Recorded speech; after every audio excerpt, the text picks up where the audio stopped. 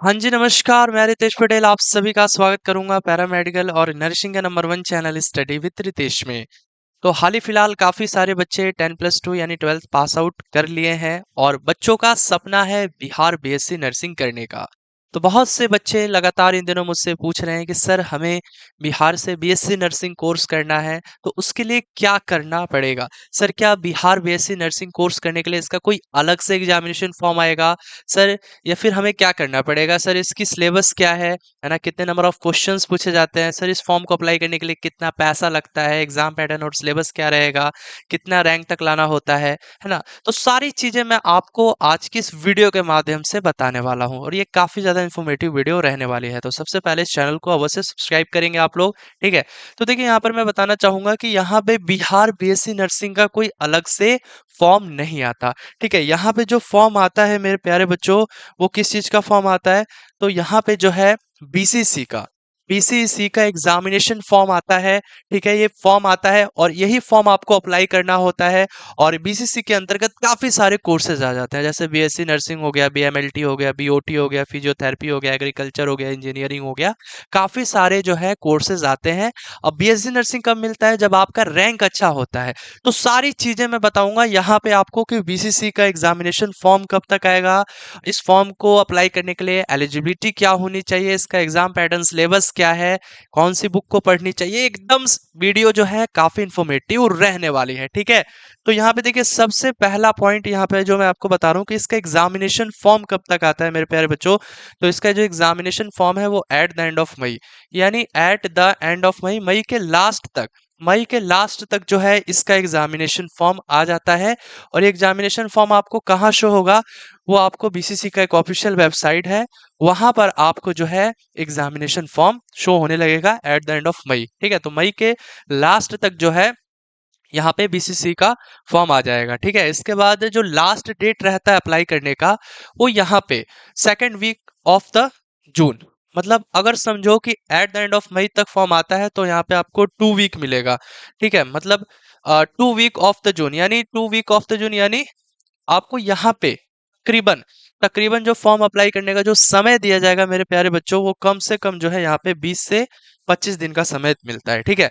तो आप लोग इस चीज को अच्छे से देखते रहना, साइट को विजिट करते रहना, ताकि ये फॉर्म आप लोग अप्लाई कर सको, ठीक है? तो यहाँ पर अगर समझो कि at the end of May को फॉर्म आता है, तो उसके बाद जो लास्ट डेट रहता है वो second week of the June, मतलब जून के शुरुआती में 10 से 15 दिन के अंदर जो है, जून के 10 से 15 दिन के अंदर में आपको उस फॉर्म को अप्लाई कर देना होता है, ठीक है? अब हम लोग बात करेंगे यहाँ पे कि जो फॉर्म को अप्लाई करने का जो फी रखा गया है वो क्या रखा गया है। तो देखिए यहाँ पे काफी सारे ग्रुप आते हैं, आप भी जानते होंगे, जैसे पीसीएम ग्रुप है, पीसीबी है, सीबीए है, यानी पीसीएम मतलब समझते हो फिजिक्स केमिस्ट्री मैथ, और पीसीबी यानी फिजिक्स केमिस्ट्री बायोलॉजी, सीबीए यानी केमिस्ट्री बायोलॉजी एग्रीकल्चर। तो अगर आप देखो, अगर आप जनरल, ओबीसी या ईबीसी कैटेगरी के अंतर्गत आते हो, ठीक है? अगर आप जनरल, ओबीसी या ईबीसी कैटेगरी के अंतर्गत आते हो और आप कोई एक ग्रुप को सेलेक्ट करते हो, या तो पीसीएम या तो पीसीबी या सीबीए, तो आपको यहाँ पे 1000 रुपए लग सकता है फॉर्म अप्लाई करने का। या बहुत से बच्चे होते हैं जो पीसीएमबी से 10+2 पास आउट किए होते हैं, तो वो बच्चे क्या करते हैं, दो दो ग्रुप को दो ग्रुप में अप्लाई कर देते हैं, यानी वो बच्चे पीसीएमबी ऑप्शन आता है, वहां पे फॉर्म अप्लाई करोगे ना, तो वहां पे पूछा जाएगा कि आपको एक ग्रुप चाहिए, तो यहाँ पे एक को सिलेक्ट कर सकते हैं। जैसे आपका 10+2 केवल मैथ से है, ठीक है?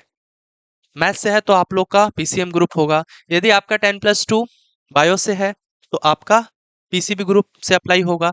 यदि आपका मैथ भी था और बायो भी था, होता है ना कि बायो मेन हो जाता है, मैथ एक्स्ट्रा हो जाता है, तो वैसे बच्चे जो है पीसीएमबी के अंतर्गत आ जाते हैं। तो वैसे बच्चे पीसीएमबी यानी उनको 2 कोर्स भरने का मौका दिया जाता है, तो वो बच्चों को यहाँ पे 1100 रुपये लगेगा, यानी 100 रुपये एक्स्ट्रा लगेगा 2 ग्रुप के लिए, ठीक है? तो वैसे बच्चे 2 ग्रुप में फॉर्म अप्लाई कर सकते हैं, ठीक है? तो ये तो बात रहा जनरल, ओबीसी, ईबीसी वाले बच्चों के लिए। अगर आप एक ग्रुप का अप्लाई करते हो तो 1000 रुपये लगेगा, 2 ग्रुप को में अप्लाई करते हो तो 1100 रुपये लगेगा। और बात करेंगे एससी एसटी दिव्यांग वाले बच्चों के लिए, तो एससी एसटी दिव्यांग वाले बच्चों के लिए यहाँ पे एक ग्रुप के लिए 500 रुपये रखा गया है, और 2 ग्रुप के लिए जो है 550, यानी 50 रुपये एक्स्ट्रा लगेगा, ठीक है? तो ये फंडा, ये कॉन्सेप्ट आप समझ गए होंगे। इसके बाद एग्जाम कब तक होगा? तो प्यारे बच्चों, इसका जो एग्जाम है वो जुलाई तक होता है, eight the end of July यानी जुलाई के लास्ट तक जो है एग्जाम कंडक्ट करवा लिया जाता है। इसके बाद मोड ऑफ एग्जामिनेशन यानी एग्जामिनेशन ऑफलाइन होगा या ऑनलाइन होगा, तो अभी तक तो बच्चों ये जो एग्जाम है, परीक्षा है, ये ऑफलाइन ही होते आ रहा है, तो ऑफलाइन ही एग्जाम होता है। इसके बाद मीडियम ऑफ लैंग्वेजेस, तो यहाँ पे बाईलैंग्वेज क्वेश्चंस रहेंगे, हिंदी में भी रहेगा और इंग्लिश में भी रहेगा, तो किसी बच्चे को कोई दिक्कत कोई परेशानी नहीं आने वाली है।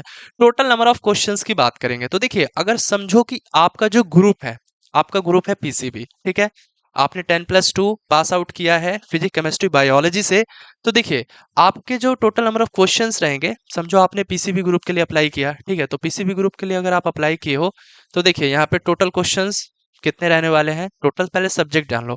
तो देखो फिजिक्स से 100 क्वेश्चंस पूछे जाएंगे, ठीक है, फिजिक्स से 100 क्वेश्चंस पूछे जाएंगे प्यारे बच्चों। इसके बाद केमिस्ट्री से बात करेंगे तो केमिस्ट्री से भी 100 क्वेश्चंस पूछे जाएंगे, ठीक है। और फिर इसके बाद हम लोग बात करेंगे बायोलॉजी से, तो बायोलॉजी से भी जो है 100 क्वेश्चंस पूछे जाते हैं, ठीक है। और यहाँ पे देखिए फिजिक्स, एक पेपर दिया जाएगा फिजिक्स का, उसमें 100 क्वेश्चन रहेंगे, इसका टाइमिंग जो है 1.5 घंटा रहता है, इसका भी 1.5 घंटा रहेगा, इसका भी 1.5 घंटा रहेगा, यानी टोटल जो है 4.5 घंटे का समय दिया जाता है आप लोग को, ठीक है। तो अब यहाँ पे टोटल नंबर ऑफ क्वेश्चंस कितना हुआ, 300 क्वेश्चन हुआ, 300 क्वेश्चन हुआ ना मेरे प्यारे बच्चों, 300 क्वेश्चन हुआ, ठीक है। तो यहाँ पे 300 क्वेश्चन का ये क्या होता है, एग्जाम होता है, यानी ये परीक्षा होती है। और एक क्वेश्चन जो है यहाँ पे 4 मार्क्स कैरी करता है, एक क्वेश्चन 4 मार्क्स का रहता है।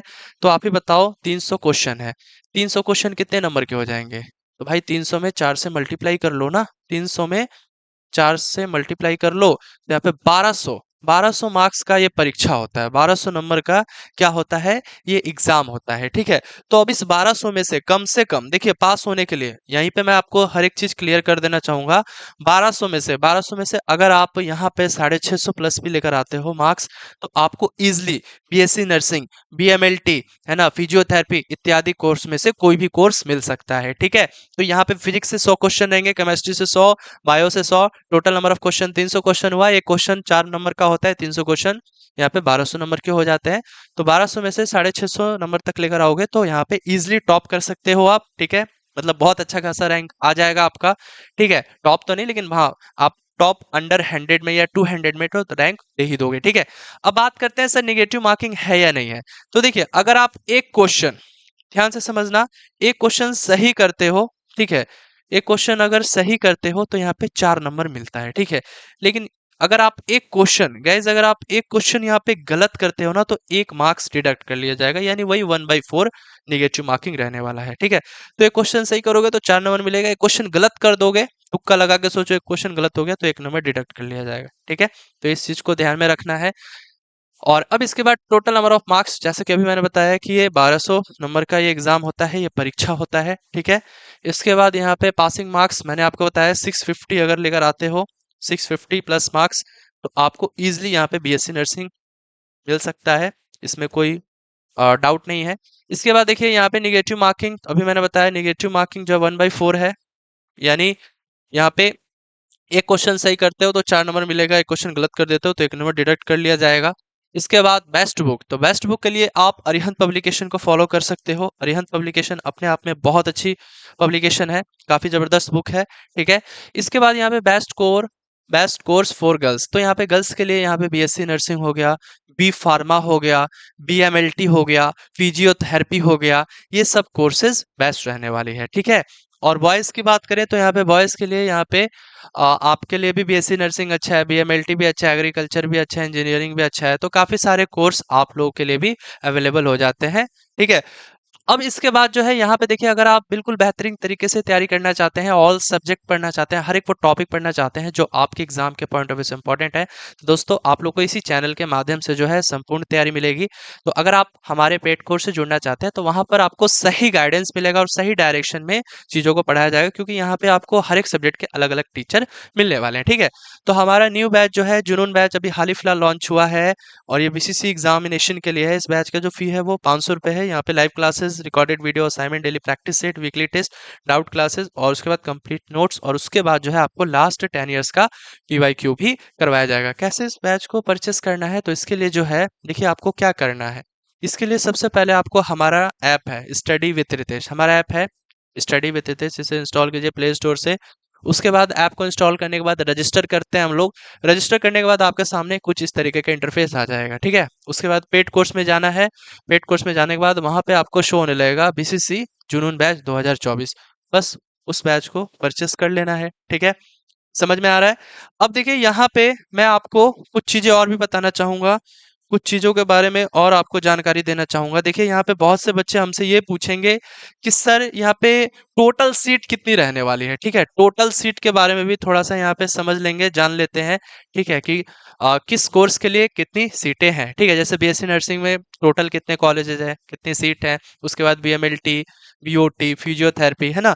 तो यहाँ पे एक बार हम लोग इन सभी चीजों को जान लेते हैं, देख लेते हैं, ठीक है। तो यहाँ पे आपको क्लियर विजिबल होगा, ठीक है। यहाँ पे देखिए सबसे पहले आप लोग यहाँ पे देखेंगे, ठीक है।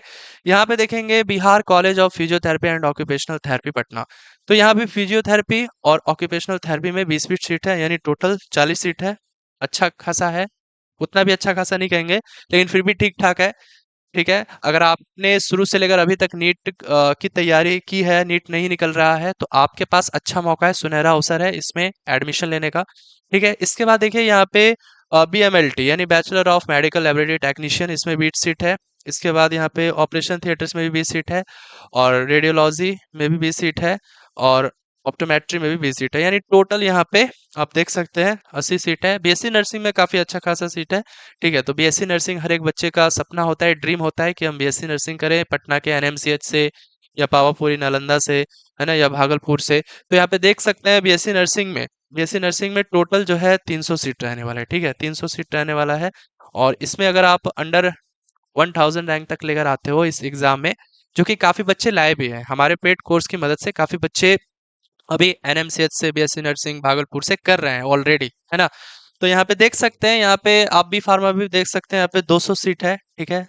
तकरीबन 200 सीट है, 2 कॉलेज है, एक है एमआईटी मुजफ्फरपुर और एक है जीपीआई गुलजार बाग, ठीक है। इसके बाद यहाँ पे आप देख सकते हैं एग्रीकल्चर के लिए, एग्रीकल्चर में भी काफ़ी अच्छी खासी सीट है ना। यहाँ पे 266 है। फिर इसके बाद हॉर्टिकल्चर में देख सकते हैं, ठीक है। इसके बाद बायोटेक में देख सकते हैं। तो बच्चों यहाँ पे आपने सीटों को देखा कि यहाँ पे काफ़ी ज़्यादा कोर्सेज हैं, ठीक है। अभी तो और भी बहुत से कोर्सेज हैं, इंजीनियरिंग का, है ना, एग्रीकल्चर का भी और भी कॉलेज है। तो फिलहाल मैंने यहाँ पे आपको एक डेटा दिया, और उस डेटा के तहत जो है आप लोग अब अपनी तैयारी शुरू कर सकते हैं। तो दोस्तों बैच से रिलेटेड कोई भी जानकारी चाहिए, अगर आपको पेड कोर्स ज्वाइन करना है और पेड कोर्स से रिलेटेड कोई भी जानकारी चाहिए, कोई भी इन्फॉर्मेशन चाहिए, तो आप इस दिए गए नंबर पे हमें कांटेक्ट कर सकते हैं। आपको पेड कोर्स से रिलेटेड सारी जानकारी दे दी जाएगी, ठीक है दोस्तों। तो आई होप आज की वीडियो अच्छी लगी होगी। वीडियो पसंद आई है तो इस वीडियो को लाइक करें, चैनल पे नए हो तो इस चैनल को जरूर सब्सक्राइब करें।